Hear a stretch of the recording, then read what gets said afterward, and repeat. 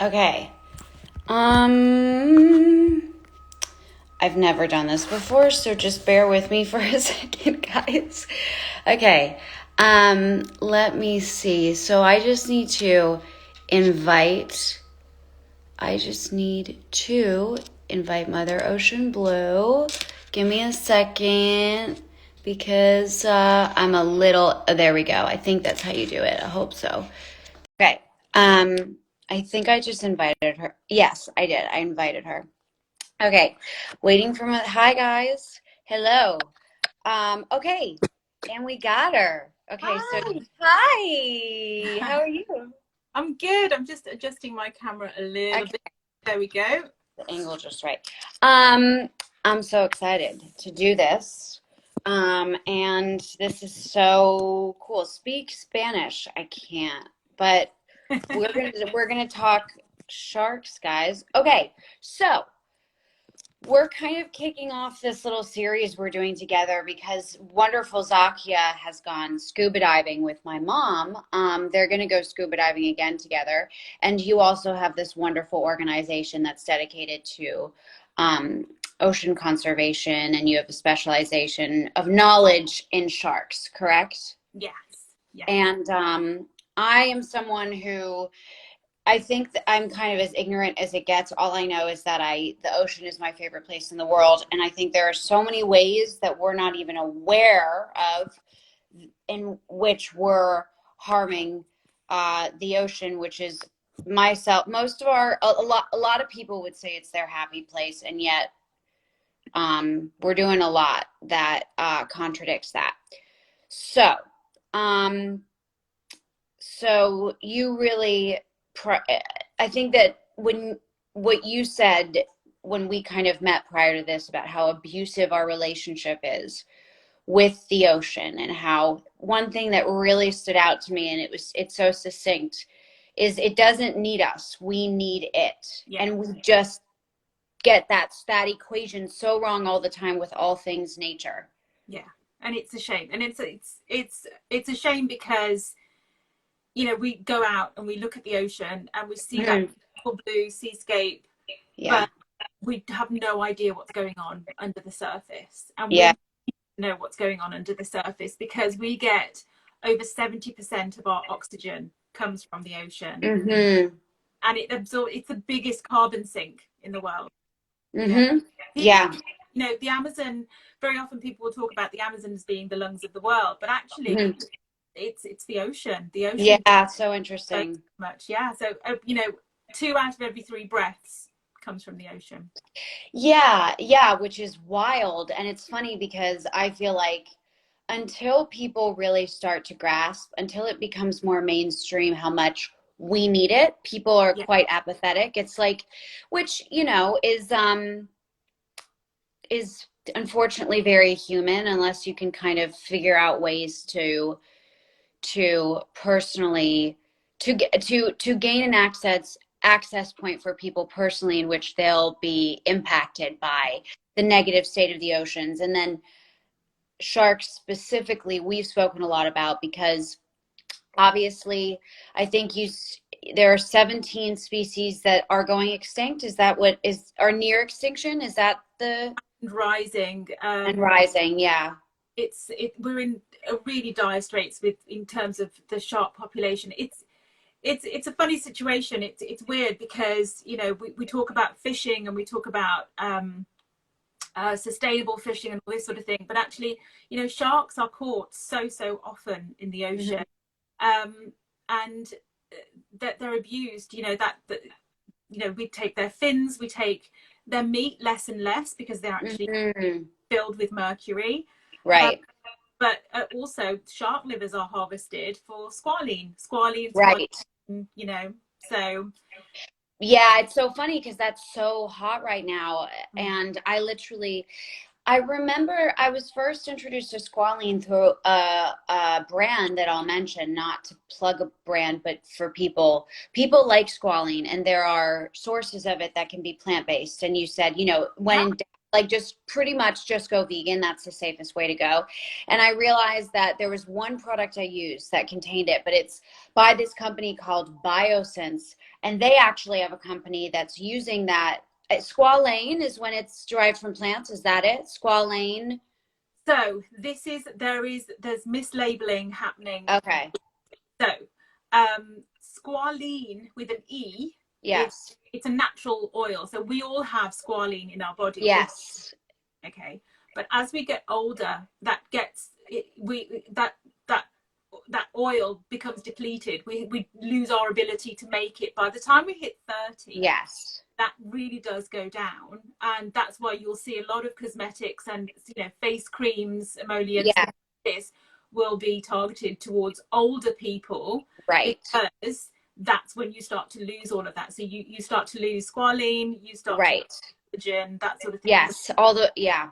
So your skin will get drier as you get older. Yes.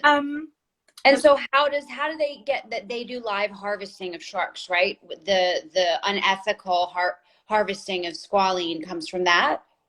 So the harvesting of squalene will come from sharks being deliberately caught for their shark liver. So right. the deep sea species of shark have bigger livers, and yeah.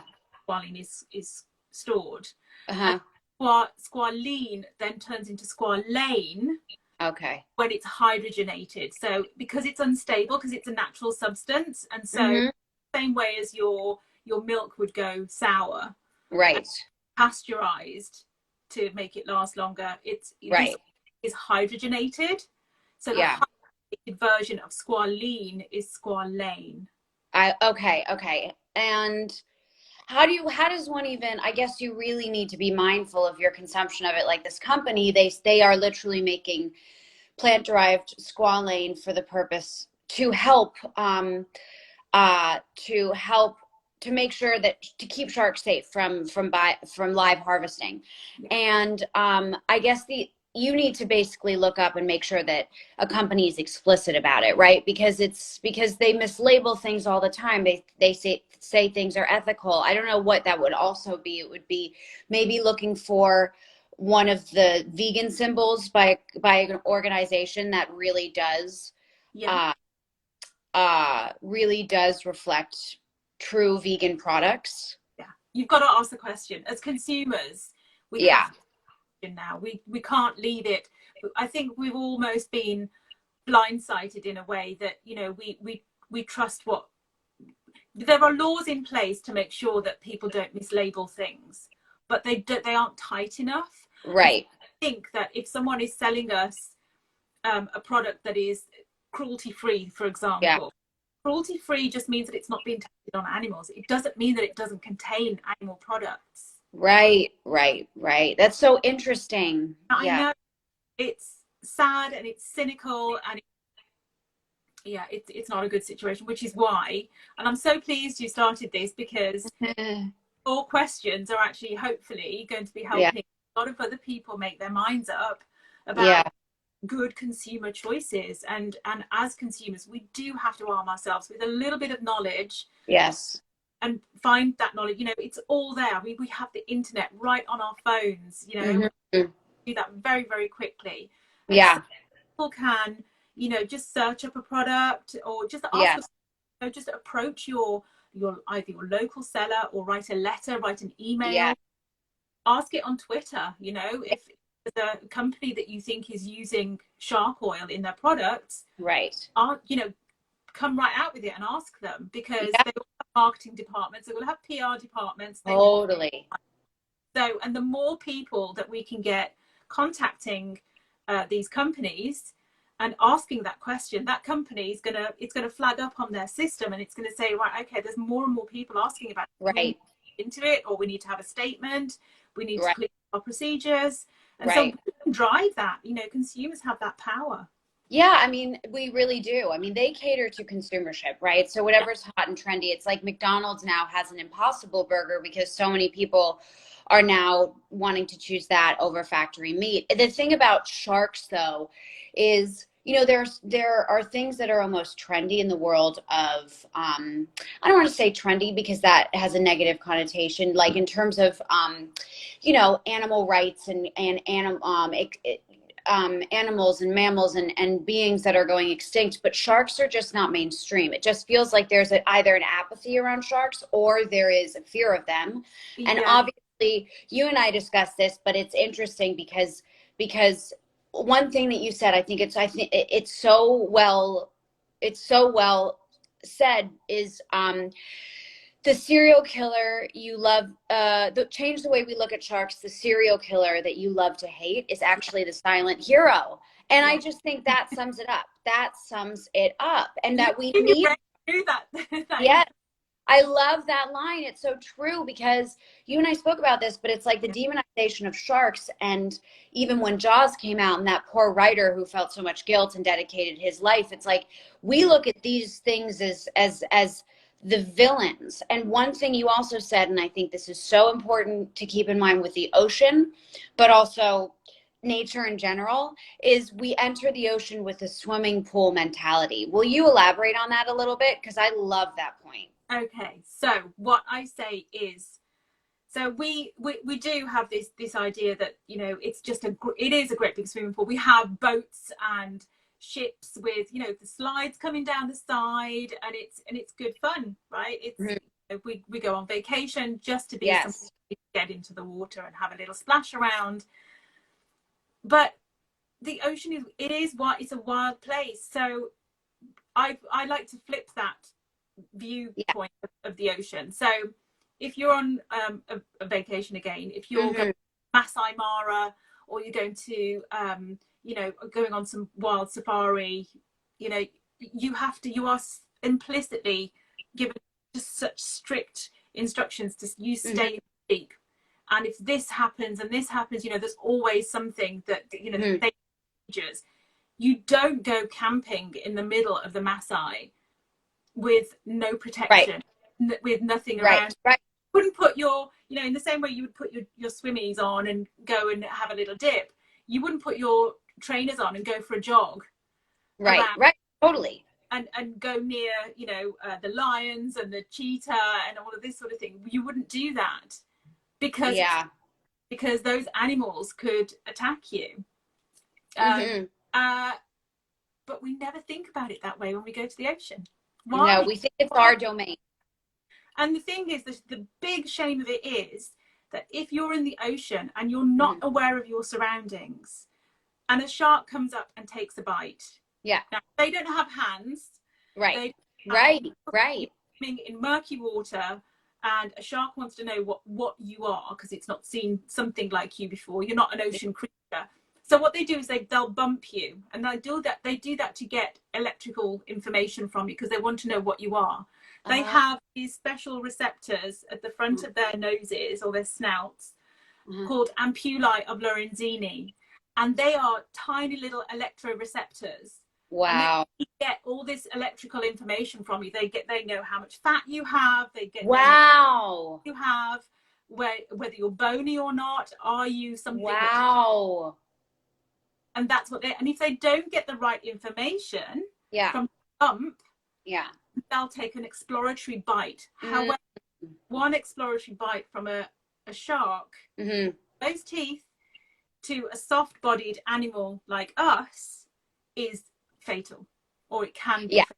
And that's what causes damage. And in the water, we bleed out. We bleed so hard in salt water. And there's a lot of myths that we have to get around as well. This whole thing about blood. If you bleed in the water, then the sharks are going to come rushing in and they're all going to eat you. Right. Sharks will come in if your blood smells like fish. So I think, they're attracted to fish blood. They're not attracted to human blood, right? And I also, here's one thing that I just think is so good to keep in mind, is the statistic about the death by cow statistic about how you're more likely to die from a bee sting, taking a selfie, which is just a sad reflection of our society right now, or having a cow fall on top of you. But the amount of people I know, by the way, I haven't been immune to this. When I was younger, I felt this way, who who just have this like weird, who have this fear, and and you'd never think about a cow falling on top of you over that. And I think that also it summarizes a lot. It's like they don't want to eat you. They don't want to eat you. They don't want you in their domain, and vice versa. And there are consequences we're seeing all over the place, this included, where, you know, you disrupt an ecosystem, or you enter a wild domain, and you face the consequences. But then we demonize those creatures for our mistakes. Yeah, yeah, and it's awful because we definitely them in the ocean. Sharks are known as keystone species, and what that means is that without sharks, if we don't have that, it's called a trophic cascade. Mm-hmm. Have them as apex predators, they're right at the top, and if we don't have them there, then all the species underneath kind Mm-hmm. of disintegrate. It all falls apart. You know, it's like a stack of cards. If you don't have them all balanced nicely, neatly, it all goes. So Yes. sharks are brilliant in the they do. I mean, they've been around longer than trees. Okay. Wow. Wow. They're 400 million years old. They're well adapted. They're so highly evolved. Mm-hmm. We've never been on the menu for them. But what they do is they do so many different jobs as apex predators. They clean up the ocean for a start. So if there's anything that's dead or dying, Mm-hmm. they'll take it out of the water, because you know that's what they're designed for. Mm-hmm. They help to spread. They help coral even. They Mm-hmm. help by spreading species around the coral, because they're all going to be running for cover or swimming for cover. So Mm-hmm. they move out of the way, and so they'll find that those lower trophic fish will find Mm-hmm. different places, and so they Mm-hmm. actually help maintain that coral reef. Mm-hmm. What do they do? Gosh, they do so much. You know, population control. So if you Mm-hmm. have some rays are swimming around, they are eating all the mollusks. Mm-hmm. There's a population boom of rays. If Mm. rays aren't kept in check, they will keep eating until all those mollusks are gone, and then there's nothing cleaning the water. Right. Right? So if we Right. don't have sharks keeping a lid on those populations, Mm-hmm. picking up the sick and the dying fish, if we don't have them spreading all those populations around the reef, if we Mm-hmm. have them doing that job, they're ocean guardians more than anything else, because they look Mm-hmm. after the whole of the oceans. So Yeah. Yeah. Well, important and job. yeah, and also, you know, it's kind of like bees in a way. It's like anything that has the potential to hurt us even a little bit, you know, we're ultimately, you know, a relatively narcissistic species. And if they harm us, or we associate even pain with them, we automatically dismiss them. And the other thing as well that I know we wanted to briefly touch on, there are a lot of things. There are a lot, because in conscious consumership can manifest in your choices for beauty products, but also in conscientious consuming of food, right? Conscientious consumption of food. And what I saw, which was really interesting, is that sharks, and I'm assuming that this is for sort of advertising reasons to kind of dupe people, but there are so many different names for selling shark as food, and one of them is something salmon. Rock salmon. Rock salmon, which is wild. Yeah. It's so misleading, and obviously intentionally so.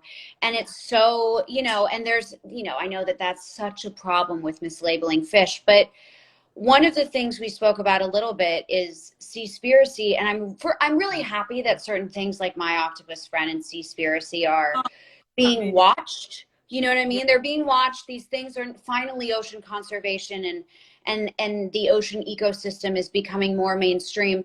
But sometimes it feels a little inaccessible to just be dogmatic and strict and say you just can't eat fish, period. You know, that's not where you can, that is not accessible for most people, right? And so there, that including other aspects of Seaspiracy that I know that you said you just have a different perspective on, which can kind of be perspective expanding. And I think it's just really good for people to have fully rounded perspectives on Yeah, that.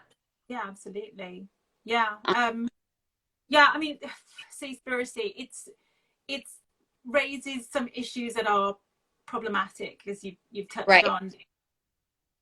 You know, some of the facts aren't great. I think the general message of Seaspiracy is positive in that, Yeah. you know, things need to change. The best thing that's come out of Seaspiracy is that that fishing is all of a sudden in the news headlines, and it's way Mm-hmm. overdue. You know, we need to look after our oceans. They won't be emptied. I think when he says that, he makes that that statement, and it's basically it's taken from a news headline that was I Mm-hmm. think the New York Times. Someone Mm-hmm. headline that, you know, the seas will be emptied. What they mean by that is not empty as in devoid of life. What they Yeah. mean is won't be fishable fish, you know, Right. eat, if you like. And what we need to do is we need to look after our fish stocks better.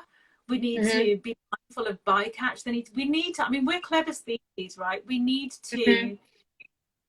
to, somebody needs to come up with a way of fishing that isn't harmful to anything other than that specific. We need to understand that we Right. have to perhaps go without. And I Mm-hmm. would say, you know, the best thing that consumers can do, and for you, for yourself, Erin, is unless you know where that fish came from, don't eat it. Yeah. Unless you Yeah. know Well, how it was no, caught and it yeah. was a sustainable catch, don't eat it. I Mm-hmm. think, you know, the last time I ate sustainable fish was when I was in the Galapagos. You know, I saw a fisherman haul his catch, and he literally all he had Wait, Zakia, I have a question. I'm going to ask people this because was what you're he breaking needed up to on get. me a lot. I can't hear you. I can't hear you like half the You time. know, Is it just me? Is it my connection? People say, because if it's just me, I'll so, restart it. Maybe it's just, or I mean, if other people, because I want them to hear you, yeah, but it's breaking up. it's yeah, it's a terrible Yeah, situation yeah, with a number of things that breaking I up. think that do need highlight. Uh-oh. Okay. Okay. Okay. Guys, maybe we start this. Yeah, you're breaking up.